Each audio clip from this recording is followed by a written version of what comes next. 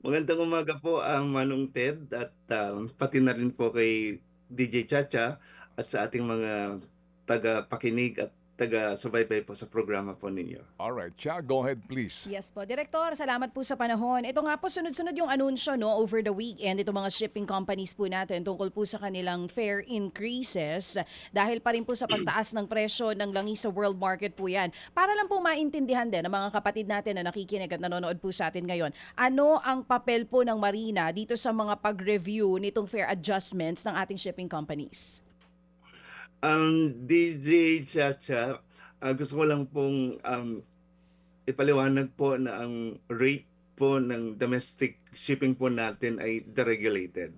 Deregulated under Republic Act 9295. Ibig sabihin po, ang ating mga domestic ship owners, may karapatan po sila na mag-set ng kanilang mga passenger or cargo rates, pero may mga requirements lang po. For example, pag upward rate adjustment, kagaya ng mga nararanasan po natin ngayon, kailangan po yung publication. It's either in a national or a regional newspaper as may be applicable, at kailangan din po itong i-post sa mga affected ports, company premises, passenger terminals at ticketing office 2 weeks prior to effectivity. So gusto ko pong sabihin na ang any upward increase in passenger fare saka sa mga cargo, mga rates po natin, kailangan po ng 2 weeks as required po ng batas bago po ito mag-take effect.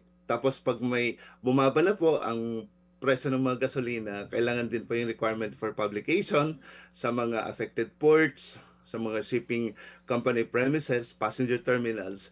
Pero once po na pause po yung downward rate adjustment, it will take effect immediately. So, pag upward rate adjustment, kailangan po ng 2 weeks. Tapos pag downward naman po, it will take effect immediately upon publication.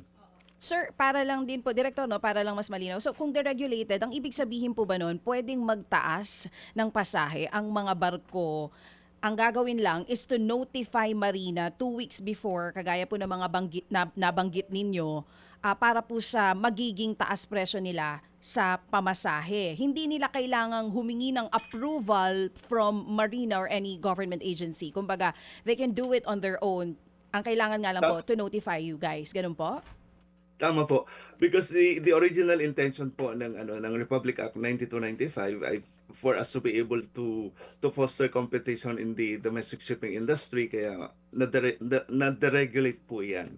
So binigyan po natin ng karapatan ng ating mga shipping operators to set their own rates for passengers and cargo, but the Marina as a regulatory agency can intervene at any given time pag ang competition ay hindi na po nagiging maganda sa industry, pag nagpapatayan na po sila. For example, may isang barko na panay naman ang baba niya ng pamasahe to the detriment of the public, yung public service po natin. So, yun po yung mga instances na pumapasok po ang Marina. Pag may abuso at kung may mga complaints, doon po yung papel po ng Marina. That's why itong deregulation ng rates, at the same time yung mga routes na sinasabi natin, ay po tayo, kumukuha po tayo ng suporta doon sa Congress na baka kailangan pa natin na pag-aralan po ito. Oo, kasi nga hindi naman po, kumbaga hindi niyo po hawak 'yan eh. Ito po ang nasa sa batas natin ngayon. Pumapasok lang kayo kapag may napapansin po kayong pang-aabuso. Puntahan ko lang po, sir. Ay baka may Siguro, gusto pong hindi, sige siguro po. maganda muna mailatag natin, baby girl, kay Direktor. Oo. Ah, hanggang saan lang ang poder ninyo muna bago natin pag-usapan tong ilang pandetalye. Under sa deregulated regime ngayon sa operasyon ng mga shipping companies, hanggang saan lang kayo pwedeng manghimasok? Meaning meron ba kayong poder na mag-penalize o eventually po magdikta na sabihin na hindi pwede ang gusto mong mangyaring taas ng pamasahe? Manong Ted, ang ginagawa po ng Marina, dahil deregulated po ito, nagbibigay po tayo ng mga advisories sa ating mga shipping operators. For example, ngayong may Mm. sitwasyon po tayo sa Middle East na inaasahan po natin na pwedeng maging challenging talaga ang mga susunod na araw. Na not only po of course dito dito sa Metro Manila, but much more sa ating mga kababayan po doon sa mas sinasabi po natin ng mga island economies dahil sa pagtaas po ng presyo ng gasolina. Ang Marina, nagpe-penalize naman po tayo. But the thing is, dahil deregulated po, Mm. pag walang complaints, we cannot act on it. Although we can act pag may nakikita po tayo na abuso. So yun nga, yung nga ang tanong ko ho, kasi inyo na nga po nasagot, no? Ang sitwasyon, deregulated po ito, kung ano kanyang mithiin sa deregulation, etc. Kaya ang tanong ko nga, hanggang saan kayo, no? Pag sinabi nating abuso sa pamasahe, yung abusong yon, paano nyo ma-establish yun? Ang una po Manong Ted, kailangan po of course, ang Marina may mga nag-i-evaluate naman po ng situation sa ating mga regional offices. Of Mm. course, yung mga commuters po natin at nagpapasalamat po tayo at they have become more aggressive in reporting yung mga alleged violations ng ating mga shipping companies, not only po sa quality ng service na naibibigay, but also po doon sa pagtaas po ng mga pamasahe. For example, may mga nag-abiso na po na magtaas po sila ng pasahe in the light of the current crisis nga po sa Middle East. But the point is, may requirement po ng batas at kailangan po natin sumunod doon sa itinakda po ng batas. For example, there's a need for a waiting period for 2 weeks prior to the effectivity ng request po nila or information that they have provided po dito sa Marina. Medyo limitado po ang papel ng Marina with respect po dito sa rate setting dahil clearly defined po ng Republic Act 9295 and its corresponding implementing rules and regulations. Yun lang po yung the requirement na inform ang Marina, Opo. tapos yung publication. Kaya tayo po ay Mhm. naglalabi po sa Congress Opo. na Opo. baka kailangan po natin na I-amend. bisitahin itong mga provision po ng mga to Sige. kasi um, it did not foster competition actually. The original intention po ng batas at nandito pa rin po tayo at nakikita po natin yung structure po ng domestic shipping natin kung sino yung mga traditional po ng mga players continue to dominate po yung domestic shipping industry natin. Okay, sige. So, sige. Oo. Babalik ko Yes mamaya po. yung puntong yan. Go ahead. Oo. Director, dito nga po tanungin ko lang ito pong advisory or marina issues, ito pong contingency measures na inilabas nyo. Kailan nyo po ito inilabas? Actually, ano po yan I think nailabas last Saturday. Mhm.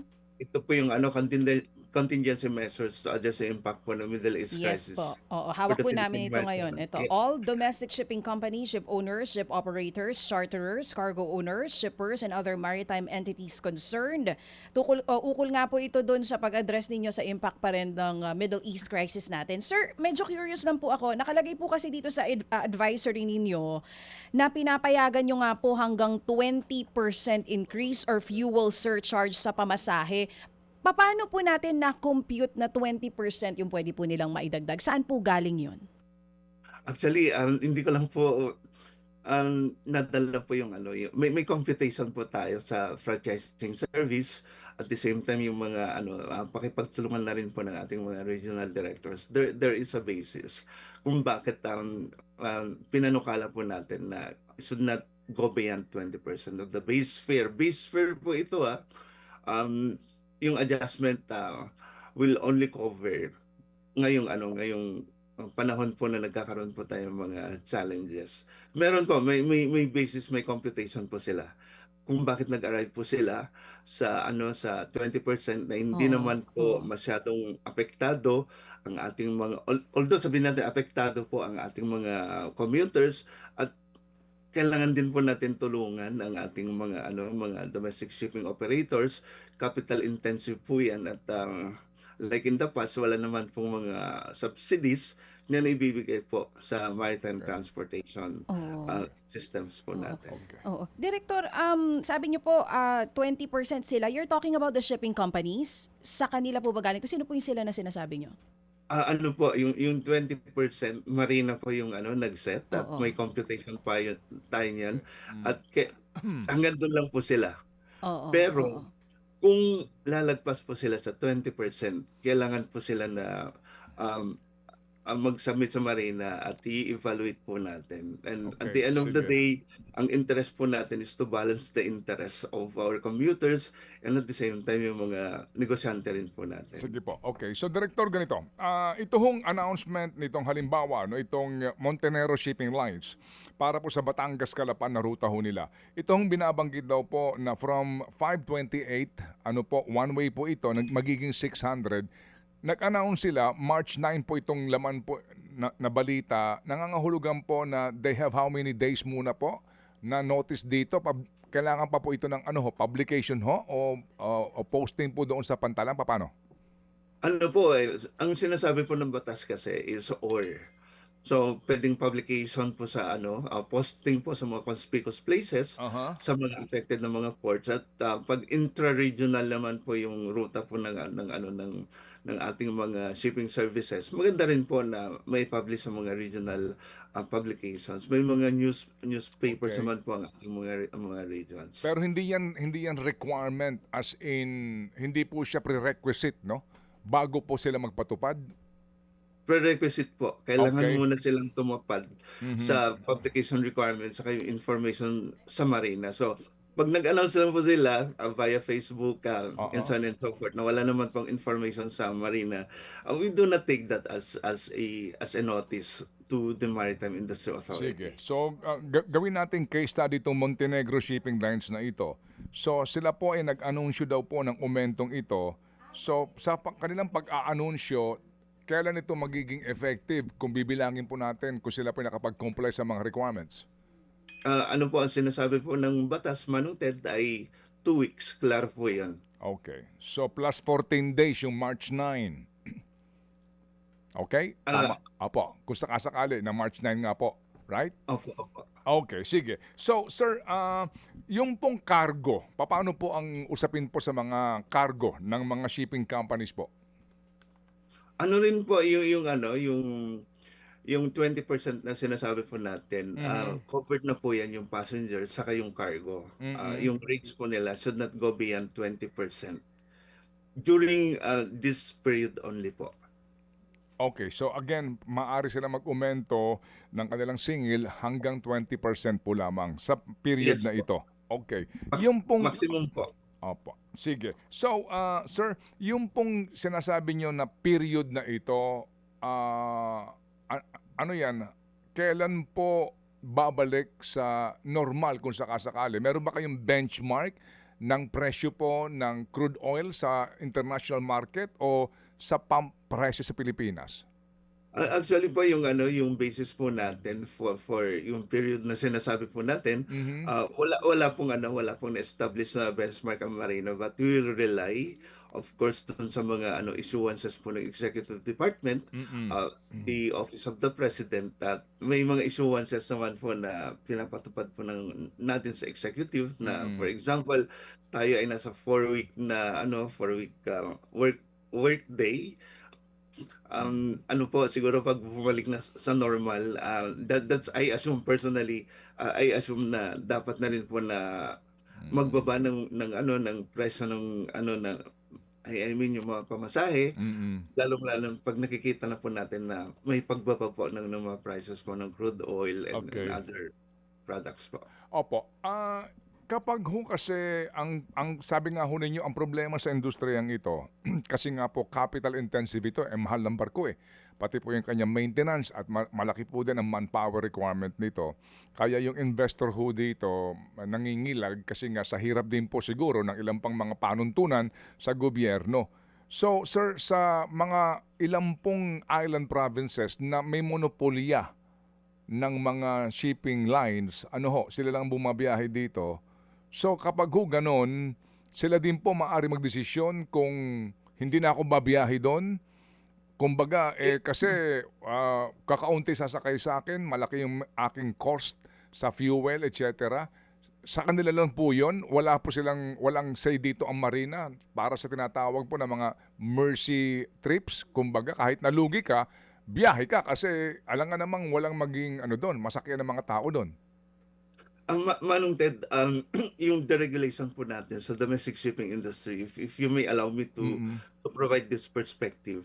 Ang issuance po natin ng Certificate of Public Convenience ay on a per company basis na po. So Mhm. ibig sabihin, pag may prangkisa yung ano yung company, yung mga fleets po niya, yung mga barko, nakalista lang po doon at ang shipping company pwede niyang i-determine kung saan ang mga ruta na Mm. kanyang deployan Mm.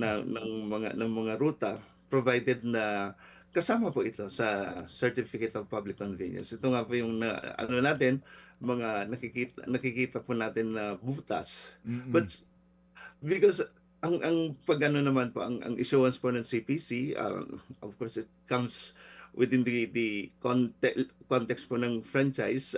Privilege po yan.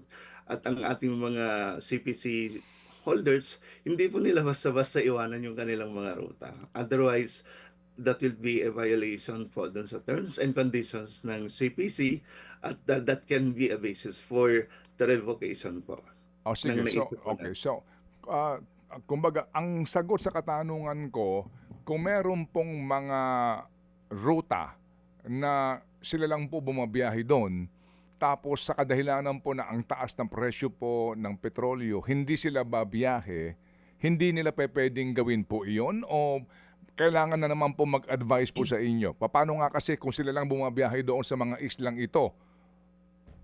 Ano naman po, pinapayagan naman po natin sila na mag-increase. So there should not be any reason Aha. na kailangan nilang i-abandon ang kanilang ang Mhm. kanilang services sa Okay. ruta na 'yon. Because Opo.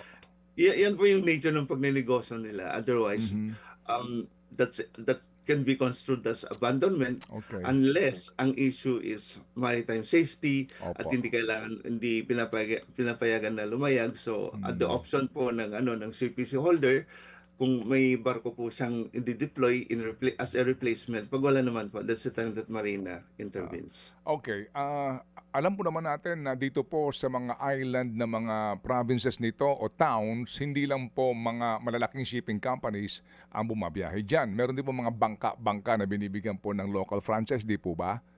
Opo. Opo. Yung pong mga ganon, sa mga bangka na ito, yung po, kasama sila sa deregulation, right? So, Yes po. opo, Yes. sige. So ito hong mga bangka na ito na dekatig na malalaki, papaano po yan? Hanggang doon din po sa 20% lamang sila?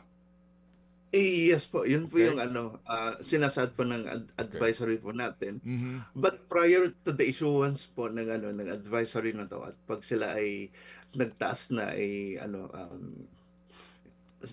personally hindi na sila dapat na payagan na magtaas. Kung nakapagtaas na po sila. Opo. Prior to the Opo. issuance po ng Sige. advisory. Ganito, papaano malalaman? Kasi po yung mga malalaking kumpanya, definitely po, no? Sila medyo kahit na deregulated, syempre they have to comply with the marine regulations. No, itong mga malalaki na ang investment ay billion, pero yung mga bangka-bangka, hindi po ba, na mga dekatig, paano po malalaman kung nag-overcharging na po sila kaya kung sakasakali? Meron bang, sino ho ang man on the ground ho ninyo? Marina ba ito? Coast Guard? Ano po, maganda yung ugnayan po ng Marina sa Philippine Coast Guard. At isa po ito sa mga tinitignan po natin. Nationwide po ito na dapat nakikita natin lahat yung mga fare increases.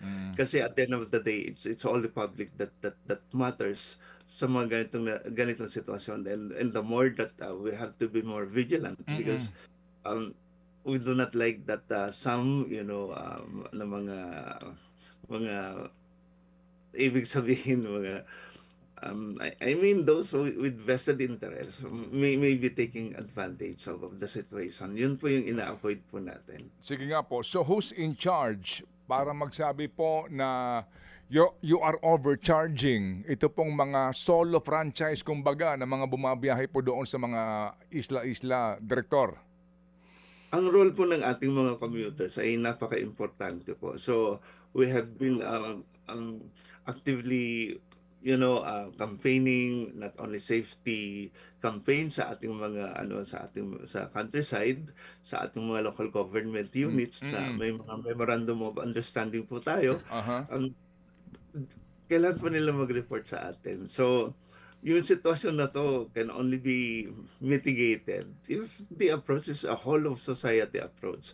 Sa Marina, nagsiset po ng mga standards. Tapos ang ating mga kasama naman po sa Philippine Coast Guard, Mm. na patuloy po tayong nagpapasalamat din po sa kanila sa kanilang kooperasyon, sa kanilang support po sa mga policy issuances ng Marina. Nandun po sila sa ground.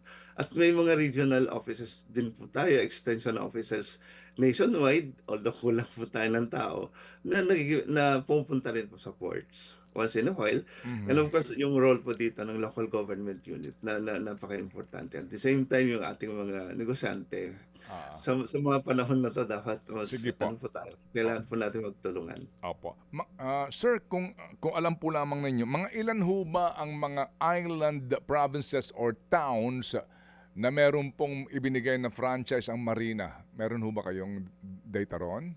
Actually, may data po tayo. Hindi ko lang po dala ngayon. But the point is, kung sino po yung mga traditional players in the past. At kayo Manuntet, sinusubaybayan ko rin po kayo, lalong-lalo na nung nasa Congress din po kayo. At yung adhikain po natin to serve yung mga to connect our various islands of the archipelago, Aha. kung sino yung mga players, sila pa rin eh. But if you will allow me, archipelagic country po tayo. But our records say that we still have 52 unserved routes. Opo. 52 unserved routes. Opo. Okay, meaning wala pa po talagang bumabiyahe doon. Anyway, hingin po namin yung datos na yan, pero para ho lamang sa ating pong kaalaman. Pero ngayon po, yung pong pagbabalik sa original na pamasahe, paano po ang inyong pagbabantay doon? Kung sakasakali nga po sa ating pong panalangin na humupa na itong problemang ito at bumalik po sa normal yung supply po ng petrolyo. Yung pagbabalik po sa original na pamasahe, paano kaya masisiguro yon, Director? Yeah, Manunted, ang naman, klaro naman po sa sinasaad po ng batas, pag bumalik na po sa normal ang sitwasyon. But the definition of normal is something siguro subjective. But Oo. pag nakikita po natin ang sitwasyon na humuhupa na at bumabalik na po sa yung mga routines natin, nagno-normalize na. At the same time, yung presyo ng gasolina, hopefully, bababa soon. Ang requirement lang naman po ng Marina ay mag-post po sila, yung mga shipping companies sa mga conspicuous places, sa mga kung saan po yung mga ruta nila. Tapos of course inside the ship kailangan din pong mag-post, at upon posting po the downward rate will take effect immediately po. Okay, sige. Dito ho kasi sa wordings ng inyo pong order, such adjustment or surcharge shall be allowed only during the crisis period. Opo. Crisis period. And who will say that the crisis is over? Yun nga po yung sinasabi natin, we do not have within Marina Opo. the parameters to say na the crisis is over, but ang naging basehan po natin dito ay yung patuloy po ng tension sa Okay. Middle East at Opo. yung pagtaas po ng presyo ng gasolina. Okay, sige. Crisis period. Yung nga po, yun nga. Kung sinasabi po ninyo na hindi po Marina ang makapagsasabi, kung kailan ito matatapos, ngayon, ang pinagbasehan po ninyo ay crisis dahil lang po sa balita. Ano po? Tama ba? Of course, yun po yung unang source natin. At may mga Oo. issuance din po ng Department of Energy Okay. na pinapag-aralan po natin. Opo, ayun. Opo. Yung pong Energy Department nga po na siyang punong abala sa lahat ng isyong ito. Okay, Director, salamat po na marami sa inyo pong paliwanag at mas naunawaan po namin ngayon ang actual pong sitwasyon dito po sa usapin po ng industriya ng shipping sa ating pong archipelago. Salamat po, Director. Abangan po namin yung informasyon na inyo pong ibibigay po sa amin. Thank you po, Director. Yes po, mabuhay po kayo, Manong Ted at DJ Chacha. Salamat sa panahon. Mga kapatid, para sa iba pang mga balita at impormasyon, sundan niyo po kami sa X, Instagram, Facebook at syempre sa TikTok, True Network PH. Mag-subscribe din po kayo sa aming YouTube channel, True Network. May website din po tayo, truenetwork.ph, at pwede nyo rin po kaming mapanood sa Channel 19 ng aming True FM TV. Lagi pa rin makinig sa radyo dito po sa 105.9 True FM dahil dito, laging true sa'yo, kapatid. Dito tayo sa totoo, tunay at tapat.